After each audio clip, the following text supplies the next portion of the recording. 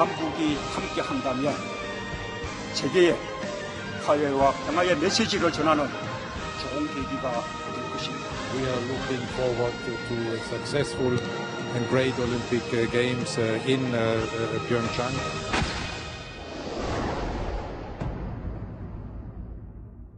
자, 이제부터는 국립외교원 신범철 교수 모시고 추가로 이야기를 나눠보겠습니다. 조금 전에 제가 윤석열 지검장이 사람에 충성하고 조직에 충성하지 않는다고 했는데 반대로 사람에 충성하지 않고 조직에 충성하겠다는 약속 지켜줘야 될 것 같습니다. 네.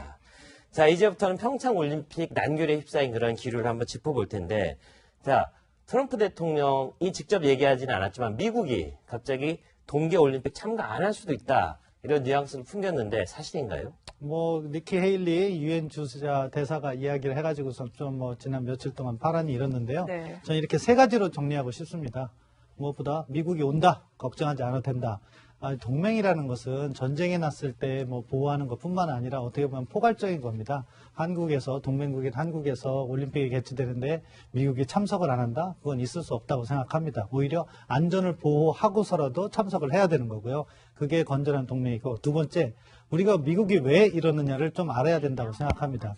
그것은 무엇보다도 현재 중국이나 북한에 대한 압박, 특히 경제적이나 외교적 압박이 통하지 않기 때문에 군사적 압박을 갖다가 좀 강조하는 측면에서 모호성을 유지하는 거죠. 너희들에게 군사적 옵션을 행사할지도 모른다. 그걸 통해서 지금 유엔 안전보장이사에서 논의되고 있는 대북 제재를 갖다가 중국을 좀 압박하려는 측면이 있다. 셋째, 그럼에도 불구하고 우리는 미국에서 이런 말이 안 나오도록 외교적 노력을 강화해야 된다. 왜냐하면 평창이 그날 당일 개시되는 거지만 그 전에 분위기 조성이라는 게 있기 때문에 미측에서 이런 얘기가 나올 땐 흥행에 부담이 된다. 따라서 사전 조율을 좀 더 강화하자, 그렇게 생각합니다. 네. 그러니까 트럼프 대통령이 지난번 방한을 했을 때 내가 못 오면 가족이라도 보내겠다라고 약속을 했다고 하니 네. 한미 동맹 차원에서는 미국은 그렇다 치고요.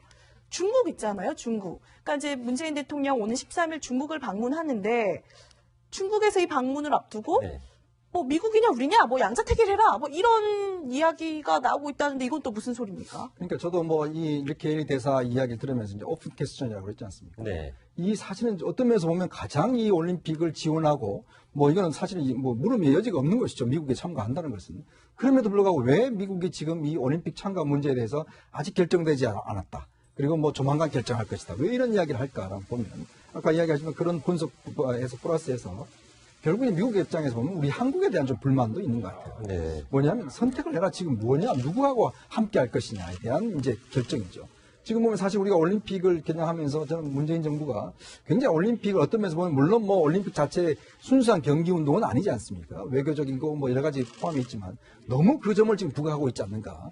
왜냐하면 특히 이제 북한에 대한 참가 문제, 이것과 함께, 그리고 왜 중국에 대해서 계속적으로 뭔가 중국을 자꾸 이렇게 참가하도록 하는 이제 문제는 미국 입장에 말 조금의 어떤 섭섭해 할 수도 있다. 왜냐하면 지금 사실 보면 미국에 대해서는 그냥 당연히 참가하는 걸로 놔두고 있고, 중국의 시진핑을 초청하기 위해서 지금 뭔가 한중 정상회담에서 우리가 굉장히 적극적으로 하려고 하는 이 모습을 보고, 그 다음에 지금 트럼프가 이야기했던 여러 가지 인도와 그다음에 이 벨트 문제에 대해서는 지금 우리가 대답을 하고 있지 않지 않습니까? 그렇죠. 그런 면제에 비춰봤을 때 미국 입장에서는 도대체 그럼 누구와 이제 앞으로 함께 할 것이냐에 대한 한국의 분명한 입장, 어디에 설 것이냐, 이런 부분을 좀 요구를 하고 있다고 보는 것이죠. 그러면서 비춰본다면 지금 미국에 나온 이야기는 결국 이제 우리 정부를 겨냥한 하나의 또 어떤 리트머스 시험지가 아닌가라는 또 생각도 듭니다.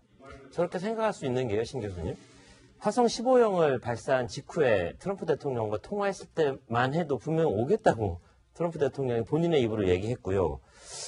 자, 계속해서 평창올림픽 적극 지원하겠다고 분명히 얘기했는데 왜 이 시점에 갑자기 목례를 부리는 듯한 그런 느낌을 준 것, 방금 이현정 의원이 분석한 것처럼 뭔가 평창을 흔들거나 아니면 우리 문재인 대통령을 좀 이렇게 조금 괴롭게 만드는 그런 의도가 있는 것 아니겠습니까? 저는 거기까지라고는 생각하지 않는데요. 왜냐하면은 사실은 이렇게 민간 차원에서 보는 것과 정부의 안에 들어가서 한미동맹이 조율되는 것을 보면은 약간 차이는 있습니다. 우리는 언제고 통화를 할 수 있고, 근데 그 부분이 민감하기 때문에 바깥에 알려지지 않고 그러다 보니까 오해가 있는데요.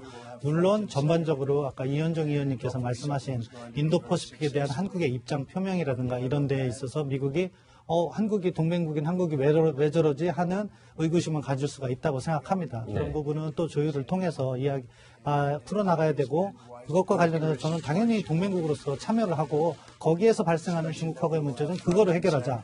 그런 식으로 가야 된다고 생각하고요. 네. 올림픽 부분과 관련해서는 저는 아직도 뭐 한국에 대한 불만 표현이라기보다는 지금 중국을 압박하고 북한을 압박하기 위한 수단 그거 측면이 강하고 그렇군요. 다만 뭐 북한이 미국이 한국에 대해서 요구하는 부분 북한에 대한 압박이라든가 그때보다 또 적극적으로 처리해라 하는 부분은 또 거기 나름대로 우리가 조율을 하면 되고 중국 부분은 이제 한중 정상회담에서 대통령께서 하시는 말씀이 중요하다고 생각합니다. 그렇죠. 중국 쪽에서 과도한 뭐 이렇게 표현이 온다.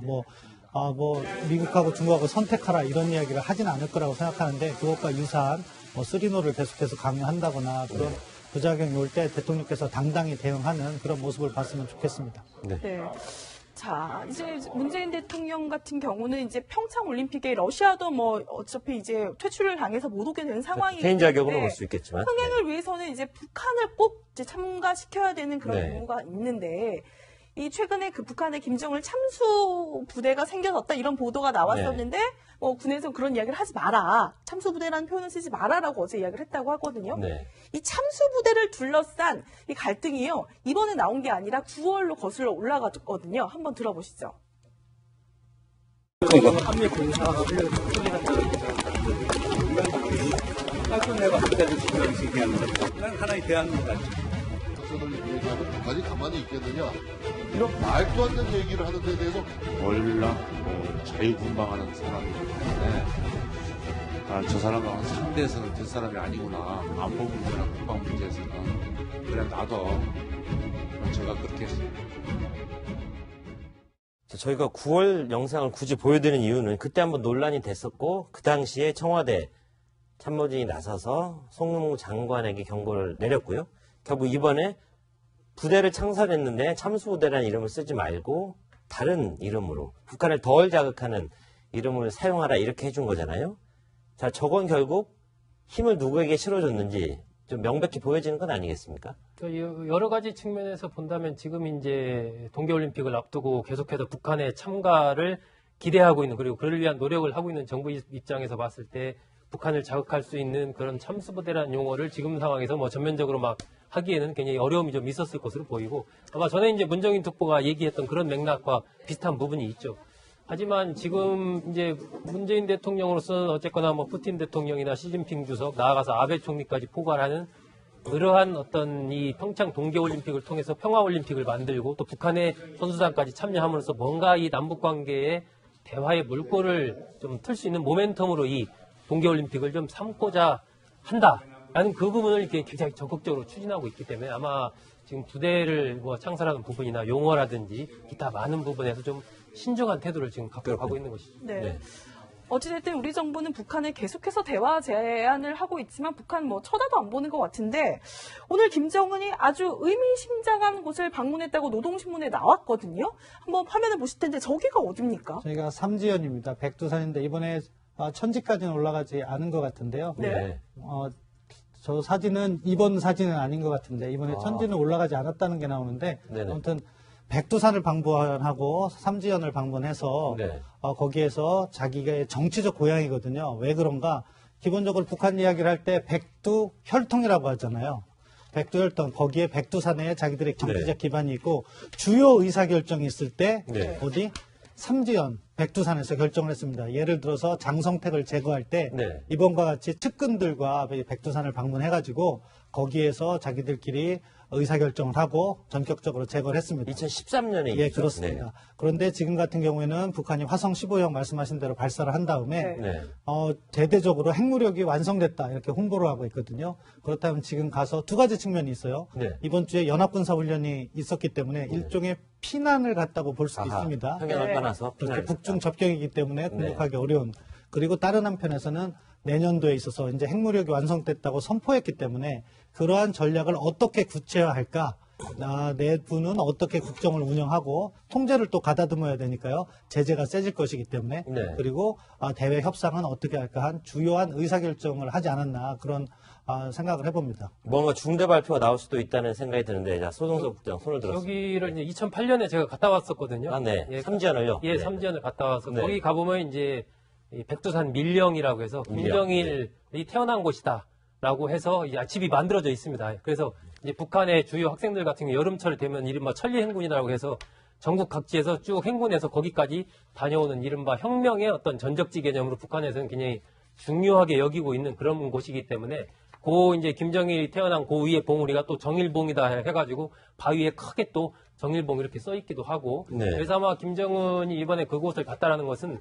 백두혈통으로서의 어떤 자신의 뭐 정통성 이런 것을 자꾸 이제 주민들한테 좀 선전하기 위한 그런 측면과 또 내년 1월 달이 이제 뭐 김정은 생일도 맞고 하니까 네. 맞이해서 여러 가지 좀 새로운 어떤 결단을 내리기 위한 상징적인 장소로서 삼지연을 좀 택한 건 아닌가 싶습니다. 네. 자, 올림픽. 결국 결단의 순간이 오는 경우가 있는데 역대 정부에서도요. 올림픽을 정권 차원의 승부수로 띄운 경우가 굉장히 많았습니다. 자, 올림픽이 지나고 나면 실제로 지지율이 출렁거렸던 경우가 있는데 이현정 의원 좀 소개해 주십시오. 우리가 이제 사실 국제적인 스포츠 게임을 유치하려고 하는 게 결국 이제 이게 하나의 정치적 요인과 큽니다.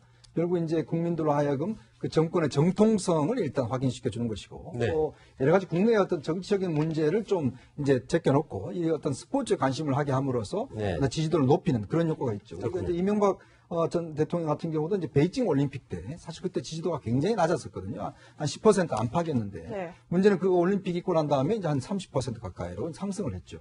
이제 그러다 보니까 아무래도 역대 정권들은 항상 올림픽을 뭔가 정치적인 이유로서 이제 유치도 하기도 하고, 네. 뭐 보면은 뭐 박정희 정권 시절에도 마찬가지고 전두환 정권 시절에 88 올림픽 우리가 유치를 했지 않습니까? 그렇죠. 결국은 이제 자신의 정당성을 유지하기 위해서 이제 올림픽을 했고 사실 일정한 성과를 봤죠. 근데 그런 면에 비춰본다면 이번 동계 올림픽 같은 경우도 이제 문재인 정부에서는 뭔가 이걸 계기로 해서 북핵 문제에 풀 수 있는 고리, 그걸 이름으로 해서 사실 외교적인 성과를 올리는 계기로 삼고자 하는 것에 이제 어떤 힘을 쏟고 있는데 문제는 그런 상황이 좀 조건은 녹록하지는 않은 것 같습니다. 그렇군요. 네. 뭐 우리나라뿐만이 아니라 다른 나라들도 뭐 국내적으로 어려운 일이 있을 때 이 올림픽이라는 빅 이벤트를 돌파구로 삼기도 했었거든요. 우리나라에서도 아마 이때가 대표적인 게 아니었을까 싶습니다.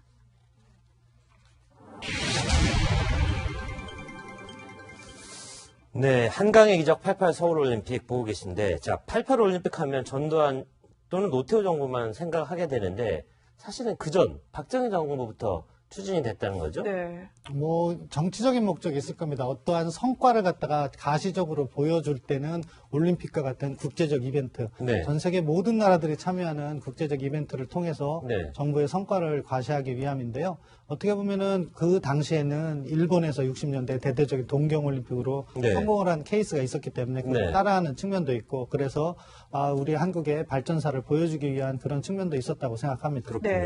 그러니까 이제 박정희 전 대통령 같은 경우 그 전에 우리가 굵직한 그런 행사를 치러본 네. 적이 없는데도 되겠냐라고 이제 의문을 표했을 정도인데 일단 이게 꼭 필요했던 건가 보죠. 그 당시에 그러니까 1970년에 이제 유신 체제가 출범을 네. 하지 않습니까? 네. 그러면서 굉장히 이제 어떤 유신 체제에 대한 저항 이런 것들이 한 77년, 78년 들어서면서 그렇죠. 표면화돼서 이제 각지에서 이제 분출을 하기 시작하니까 네. 뭔가 좀 민심의 어떤 변화를 가져올 계기가 좀 필요하다라고 당시 이제 박정규 그 경호실장을 지내다가 74년도에 그 유경수사 저격 사건으로 이제 그만둔 그 당시 대한올림픽위원회 위원장으로 있었는데 이제 박 대통령한테 그런 얘기를 했다라는 거죠. 각하 뭔가 지금 이 민심의 변화를 가져올 계기가 필요하고 우리 올림픽을 한번 유치하면 그런 면에서 도움이 많이 정권에 될 것 같습니다. 뭐 이런 얘기를 했고 그래서 박 대통령이 되겠느냐 우리가 아시안게임 한 적도 없는데 이렇게 얘기를 했는데 네. 박정규 당시 위원장이 한번 추진을 적극적으로 한번 해보겠습니다 해서 그 당시부터 이미 기획이 돼서 좀 굴러가다가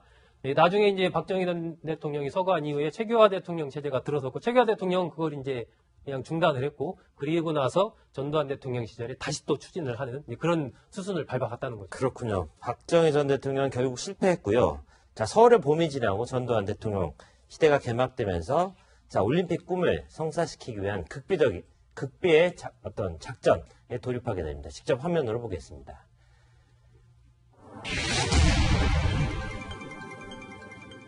자, 50의 승부수 88 프로젝트 결국 정권의 명운을 걸었다 이렇게 봐도 될 정도였죠. 그렇죠. 그때 이제 사실 올림픽 유치를 할 때 그때 아마 정부가 고위 관계자가 이제 유치팀들한테 유치 못하게 오면 그 바다에 빠져 죽으라는 듯이 그렇게 이야기했을 정도로 정말 전두환 정권 입장에서 보면 굉장히 힘을 많이 투여했죠. 왜냐하면 네. 어떤 면에서 보면 정권의 정통성 자체가 5.18로 인해서 없었는 상황에서 사실 박정희 정권에서 이제 그걸 하다가 실패했지 않습니까? 네. 그래서 결국 이게 스포츠를 통해서 당시 하면 80년대에 들어서는 이제 칼라 TV가 처음으로 방송이 됐고 아하, 네. 또 프로스포츠가 또 생겼어요. 예, 예. 그리고 우리가 84년도 LA 올림픽 때 처음으로 금메달 6개를 땁니다. 어. 그러다 보니까 이제 부음이 좀 일어나고 네. 국민들 당연히 이제 학교에서 저도 뭐 학교 다녔습니다만은 그때 체류탄으로 계속 살았거든요. 근데 결국 이제 그때 우리도 88 올림픽 유치 반대 운동 뭐 이런 것들 사실 많이 했었는데 네. 결국 정권의 이제 의도는 거기에 있었죠. 뭔가 국민들을 좀 관심을 좀 돌리기 위한 실제로 그게 성공했죠. 86 아시안 게임을 유치를 했고 이어서 88 올림픽을 유치함으로 해서 모든 게 이제 88 올림픽으로 다 가는 겁니다. 그리고 또 새로 개발도 있고 하다 보니까 그러면서 본다면 전두환 정권은 어떤 면에서 보면 86 아시안 게임과 88 올림픽이 상당히 정권 유지에 도움이 됐던 거는 사실인 것 같습니다. 네. 자, 뭐 올림픽을 하면 뭐 국제적인 주목도도 받고 뭐 경제도 활성화되고 여러 가지 뭐 장점이 있지 않겠습니까? 그런데 지금 평창 같은 경우는 이게 자칫 오히려 뭐 악재가 될까 지금 걱정이 되는 상황인데 북한 지금 하고 있는 걸 보면 어때요? 올 가능성이 좀 있겠습니까?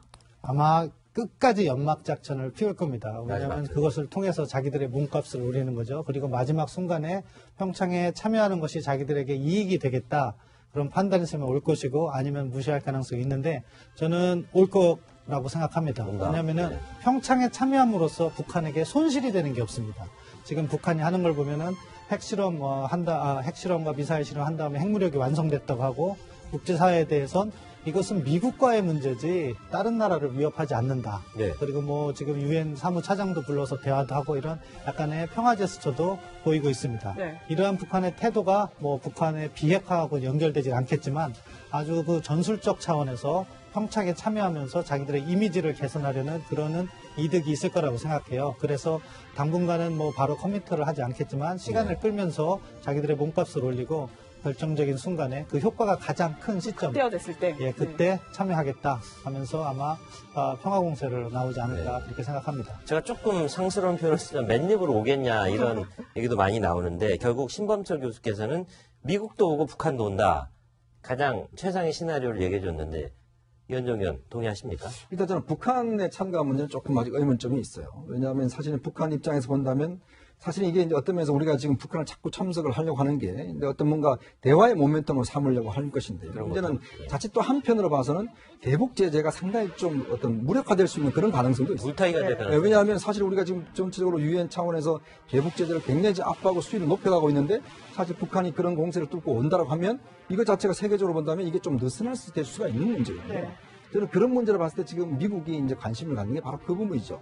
자칫 북한에 대한 참석을 하는 것 자체가 보면 지금 뭔가 북한에 대한 압박 그리고 지금 미국이 이야기하고 있는 게 내년 3월쯤 되면 CIA가 이야기하고 있는 게 북핵이 완성될 것이다라고 이야기를 하지 않습니까? 시간은 3개월 남았다. 그렇죠. 그 ICBM을 시점이 저지할. 바로 네. 올림픽 열리는 시점입니다. 2월 9일부터 열리는 시점이니까. 그래서 아마 미국 입장에서 본다면 자칫 이런 어떤 평화 공세가 실제 대북 압박을 상당히 어떤 상쇄할 수 있기 때문에 네. 그러면서 본다면 오히려 이 평창을 제외해두고 그냥 대북 압박을 계속해 들어가는 그런 측면으로 생각할 수 있는 거기 때문에 저는 북한의 참가는 조금 더 아직까지는 퀘스천입니다. 네, 미국도 불러들여야 되겠고요. 또 북한의 도발도 막아야 되겠고 네.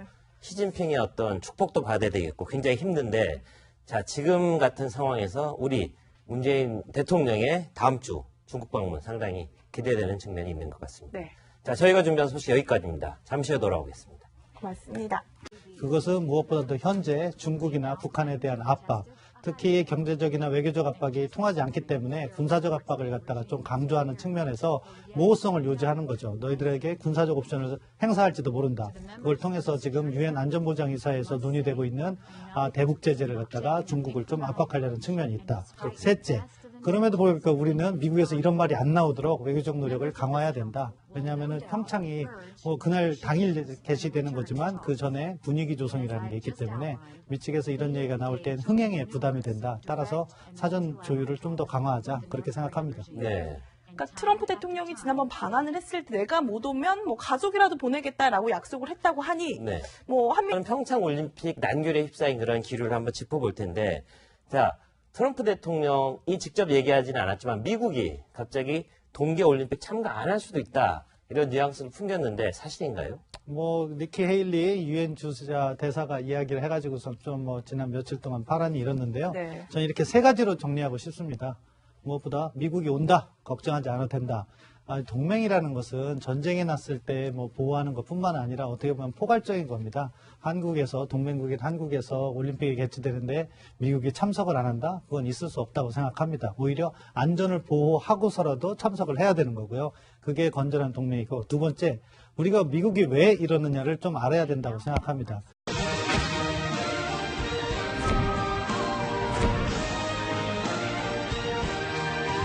남북이 함께 한다면 세계에 화해와 평화의 메시지를 전하는 좋은 계기가 될 것입니다. We are looking forward to a successful and great Olympic Games in Pyeongchang.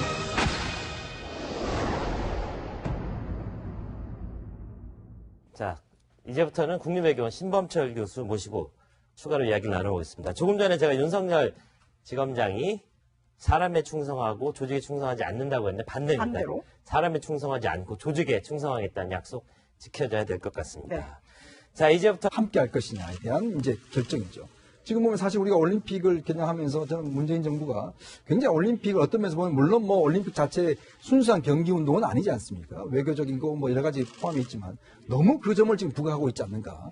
왜냐하면 특히 이제 북한에 대한 참가 문제 이것과 함께 그리고 웬 중국에 대해서 계속적으로 뭔가 중국을 자꾸 이렇게 참가하도록 하는 이제 문제는 미국 입장에 말 조금의 어떤 섭섭해할 수도 있다. 왜냐하면 지금 사실 보면 미국에 대해서는 그냥 당연히 참가하는 걸로 놔두고 있고 중국의 시진핑을 초청하기 위해서 지금 뭔가 한중 정상회담에서 우리가 굉장히 적극적으로 하려고 하는 이 모습을 보고 그다음에 지금 트럼프가 이야기했던 여러 가지 인도와 그다음에 이 벨트 문제에 대해서는 지금 우리가 대답을 하고 있지 않지 않습니까? 그렇죠. 그런 면에 비춰봤을 때 미국 입장에서는 동맹 차원에서는 미국은 그렇다 치고요. 중국 있잖아요, 중국. 그러니까 이제 문재인 대통령 오는 13일 중국을 방문하는데 중국에서 이 방문을 앞두고 네. 뭐 미국이냐 우리냐 뭐 양자택일해라 뭐 이런 이야기가 나오고 있다는데 이건 또 무슨 소리입니까? 그러니까 저도 뭐 이렇게 대사 이야기를 들으면서 이제 오픈 퀘스천이라고 그랬지 않습니까? 네. 이 사실은 어떤 면에서 보면 가장 이 올림픽을 지원하고 뭐 이거는 사실은 뭐 물음의 여지가 없는 것이죠. 미국에 참가한다는 것은. 그럼에도 불구하고 왜 미국이 지금 이 올림픽 참가 문제에 대해서 아직 결정되지 않았다. 그리고 뭐 조만간 결정할 것이다. 왜 이런 이야기를 할까라고 보면 아까 이야기하시면 그런 분석에서 플러스해서 결국에 미국의 입장에서 보면 우리 한국에 대한 좀 불만도 있는 것 같아요. 네. 뭐냐면 선택을 해라 지금 뭐냐 누구하고